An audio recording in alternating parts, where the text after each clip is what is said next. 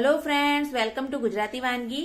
આજની આપણી રેસીપી છે ગાજરનો હલવો। અને આ ગાજરનો હલવો બનાવવા માટે મેં અહીં 1.5 કિલો જેટલા ગાજર લઈ લીધા છે અને તેને સરસ ચોખ્ખા પાણીમાં ધોઈને તેની છાલને આપણે નીકાળી લેવાની છે અને તેને હવે છીણી લઈશું। તો ચાલો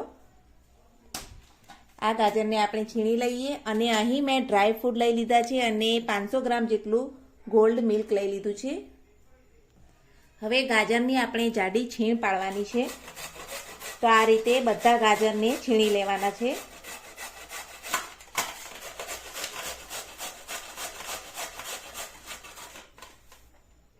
ગાજરનો હલવો બનાવવા માટે અહીં મેં દ્રાક્ષ, કાજુ, બદામ લઈ લીધા છે અને તેમાં બદામ અને કાજુને આ રીતે કતરણ કરી લેવાની છે। અને આપણે ગાજરને જે ધોઈને ચોખ્ખા કર્યા હતા તેને આ રીતે છીણ પાડી લેવાની છે।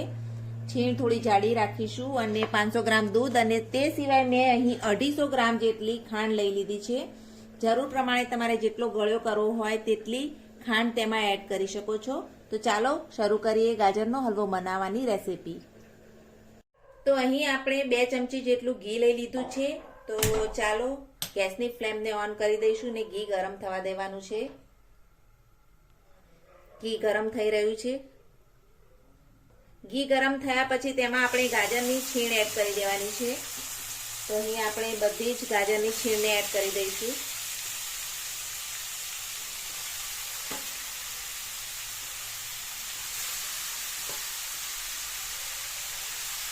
ગાજરના હલવામાં આપણે એકદમ નોર્મલ ઘીનો જ ઉપયોગ કરવાનો છે।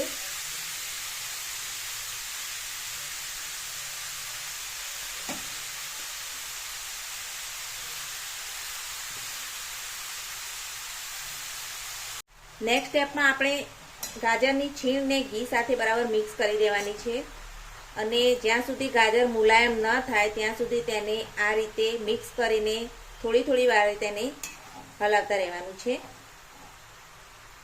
ચાલો એને બરાબર મિક્સ કરી દઈએ।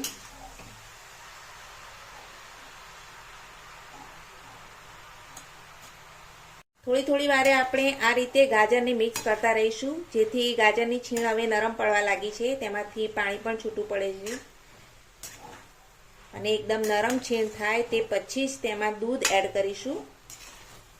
લગભગ 10 થી 15 મિનિટ સુધી તેને આ રીતે મિક્સ કરીશું અને ચડવા દઈશું।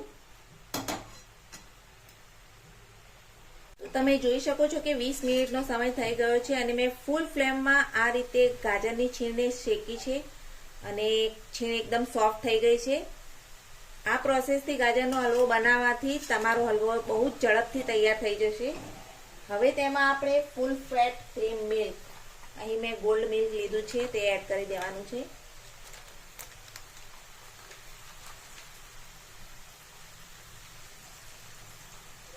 $500 ગ્રામ મેં અહીં ગોલ્ડ મિલ્ક એડ કર્યું છે।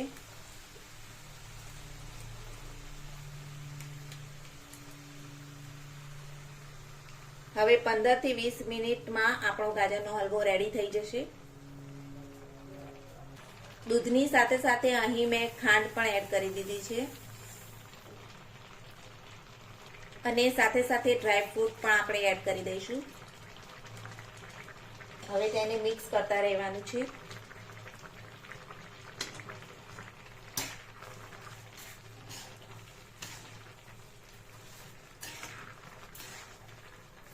ડ્રાય ફ્રૂટને તમે ફ્રાય કરીને પણ એડ કરી શકો છો ગાજરના હલવામાં।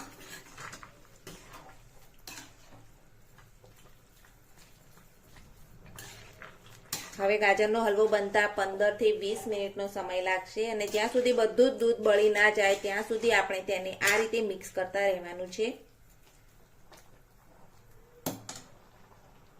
તો હવે તમે જોઈ શકો છો કે દૂધની કણી પડવા માંડી છે।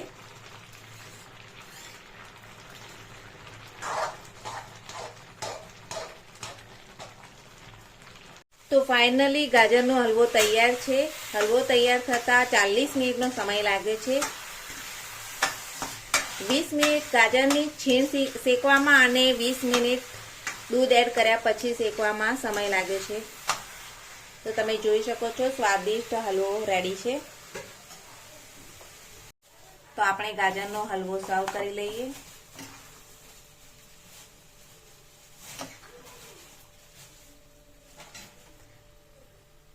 Thanks for watching my video. Thank you.